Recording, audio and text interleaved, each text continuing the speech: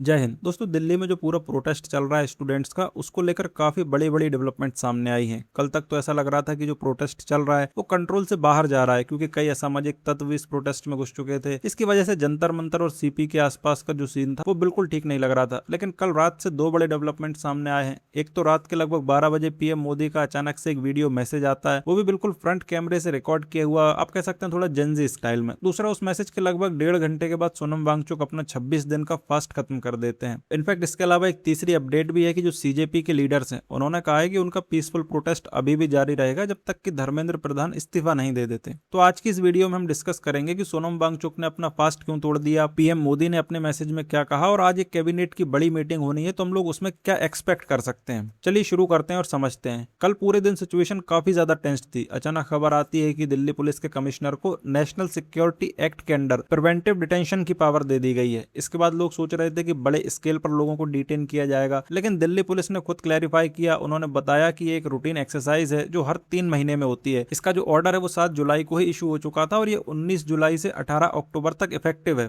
Basically protest से इसका सीधा कोई कनेक्शन नहीं है, ये सिर्फ कोइंसाइड कर गया। अब वैसे तो ये एनएसए वाला ऑर्डर टेक्निकली रूटीन था, लेकिन उसकी टाइमिंग ही सबसे बड़ी इशू बन गई। इसी के जस्ट बाद जो नई दिल्ली ट्रेडर एसोसिएशन है, उसकी तरफ से एक इंस्ट्रक्शन आता है कि सीपी के आसपास के जो शॉप्स और ऑफिसेज हैं वो शाम के 6:30 बजे बंद कर दिए जाएं। अब जहां पर प्रोटेस्ट चल रहा हो वहां ऐसा ऑर्डर आना लोगों को डराता है। इसके लिए अरविंद केजरीवाल ने भी इस पर ट्वीट किया। उन्होंने सवाल उठाया कि सिक्योरिटी इतनी बढ़ाई क्यों जा रही है, क्या फिर से कोई क्रैकडाउन होने वाला है बच्चों के ऊपर। लेकिन दिल्ली पुलिस ने यहां भी साफ कर दिया कि रात को प्रोटेस्टर्स पर कोई क्रैकडाउन का प्लान नहीं है। इसी के साथ एक और बात सामने आई कि ऑपरेशन सिंदूर के टाइम जैसे फेक अकाउंट्स एक्टिवेट हो गए थे मिस इन्फॉर्मेशन फैलाने के लिए, वैसे ही इस बार भी अराउंड 480 यानी 480 Pakistani based social media handles को ब्लॉक किया गया है ताकि मिस इन्फॉर्मेशन कैंपेन को रोका जा सके। तो ये सब चल रहा था कल शाम के टाइम, और फिर सरकार की तरफ से ये भी बोला जा रहा था कि हमने सीजेपी को 4 प्रपोजल्स भेजे हैं बातचीत के लिए। अगर वो चाहे तो जेपी नड्डा के रेसिडेंस पर आ सकते हैं, लेकिन जो सीजेपी के लीडर्स हैं उनका स्टांस था कि अगर बात करनी है तो या तो आप लोग जंतर मंतर पर आए गवर्नमेंट,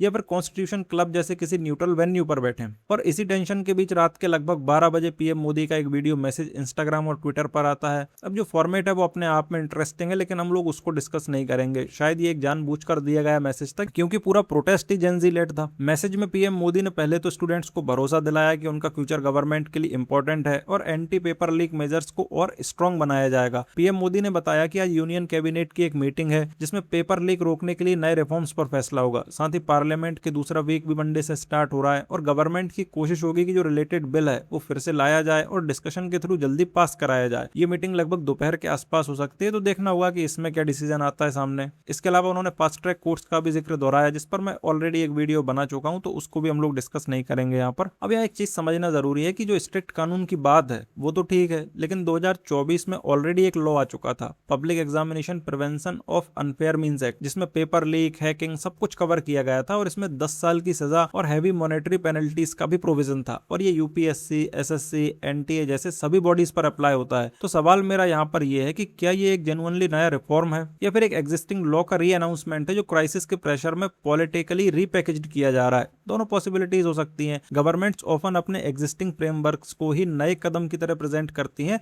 जब पब्लिक प्रेशर हाई हो। इससे दिखता है कि एक्शन लिया जा रहा है बिना ये बताए कि स्ट्रक्चरल गैप्स कहां हैं, जिनकी वजह से 2024 का लॉ भी पेपर लीक्स रोकने में फुल्ली इफेक्टिव नहीं हो पाया था। दूसरी तरफ अगर जेन्युइनली इन्फोर्समेंट और टेक इंफ्रास्ट्रक्चर जैसे इंक्रिप्शन और बायोमेट्रिक वेरिफिकेशन इंप्लीमेंट होते हैं तो ये सब्सटेंसिव इंप्रूवमेंट भी हो सकती है। असली टेस्ट ये होगा कि अगले एग्जाम साइकिल में इंप्लीमेंटेशन कैसे होती है, सिर्फ अनाउंसमेंट काफी नहीं है।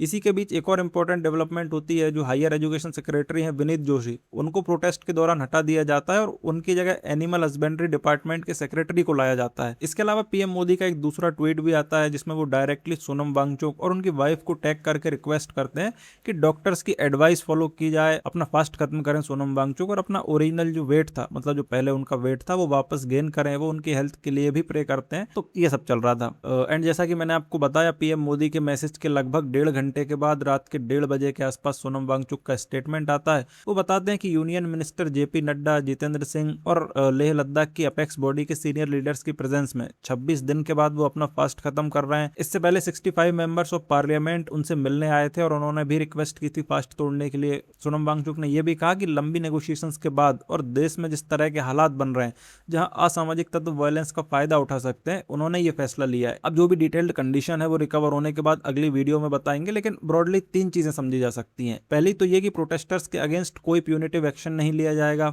दूसरा ये कि गवर्नमेंट के साथ डायलॉग कंटिन्यू रहेगा जो ऑलरेडी चल रहा था। और तीसरी ये कि एजुकेशन रिफॉर्म्स पर सीरियस कदम उठाए जाएंगे, जैसे end to end digital encryption of question papers, traceable access, strong cyber security protocols, AI based detection और बायोमेट्रिक वेरिफिकेशन वगैरह। अब देखिए, आपको इसकी पॉलिटिकल सिग्निफिकेंस भी समझनी जरूरी है। एक 26 दिन का फास्ट पीसफुल तरीके से खत्म होना ये दिखाता है कि जो सिविल सोसाइटी है वो कैसे गवर्नमेंट और प्रोटेस्टर्स के बीच टेंशन कम कर सकती है। और सबसे इंपॉर्टेंट, ये नॉन वायलेंट प्रोटेस्ट की सिंबॉलिक पावर को स्टैब्लिश करता है। कई लोगों को लगता है कि नॉन वायलेंट प्रोटेस्ट से कुछ नहीं होता, लेकिन सोनम वांगचुक ने दिखाया है कि ये काफी असरकारक हो सकता है, जबकि वायलेंस होने से गवर्नमेंट को एक्शन लेने का जस्टिफिकेशन मिल जाता है। अब देखना ये होगा कि जंतर मंतर पर आगे क्या सिचुएशन बनती है, क्योंकि सोनम वांगचुक के फास्ट खत्म करने के तुरंत बाद कई लोगों को लगा कि प्रोटेस्ट भी खत्म हो जाएगा, लेकिन जो सीजेपी के लीडर हैं अभिजीत दिपके, उन्होंने क्लैरिफाई किया है कि वो वांगचुक के सेक्रीफाइस का सम्मान करते हैं, उनकी हेल्थ की प्रे करते हैं, लेकिन जंतर मंतर पर जो पीसफुल प्रोटेस्ट है वो तब तक जारी रहेगा जब तक धर्मेंद्र प्रधान रिजाइन नहीं कर देते। और गवर्नमेंट से अभी तक रेजिग्नेशन को लेकर कोई बात नहीं की गई है। बाकी सभी कंडीशंस को लेकर सीजेपी नेगोशिएट करने के लिए तैयार है, लेकिन इस्तीफे को लेकर नहीं।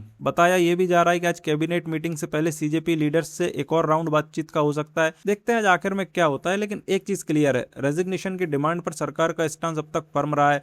और हिस्टोरिकली भी देखें तो इंडिविजुअल मिनिस्टर के रेजिग्नेशन की डिमांड यूजुअली सबसे आखिरी चीज होती है, जिसे कोई भी सरकार एक्सेप्ट नहीं करती, चाहे कितना भी प्रेशर हो। बाकी सब चीजें जैसे reforms, dialogues, compensation, policy changes, ये सब नेगोशिएट होते हैं, लेकिन एक मिनिस्टर का इस्तीफा पॉलिटिकल प्रेसिडेंट सेट कर देता है जो फ्यूचर प्रोटेस्ट को भी इनकरेज कर सकता है। तो यहाँ पर असली टग ऑफ वार रिफॉर्म्स को लेकर नहीं बल्कि इस प्रेसिडेंट को लेकर है। खैर देखते हैं आज दोपहर में जो कैबिनेट मीटिंग है उसमें क्या कुछ एक्शन लिए जाते हैं और फिर उसके बाद सीजेपी प्रोटेस्ट को लेकर किस डायरेक्शन में जाती है। यहाँ मैं जानना चाहूंगा आपसे आपके विचार, आपका क्या विचार है? क्या सीजेपी को प्रोटेस्ट एंड कर देना चाहिए क्योंकि गवर्नमेंट एक्शन लेने को तैयार है, या फिर प्रोटेस्ट तब तक जारी रहना चाहिए जब तक कि एजुकेशन मिनिस्टर का रेजिग्नेशन न ले लिया जाए? लिखिएगा अपने विचार कमेंट सेक्शन में। मैं मिलूंगा आपसे अगली वीडियो में। For the time being this was all from my side. Thank you for watching. This is Harshvardhan Gurjar signing off.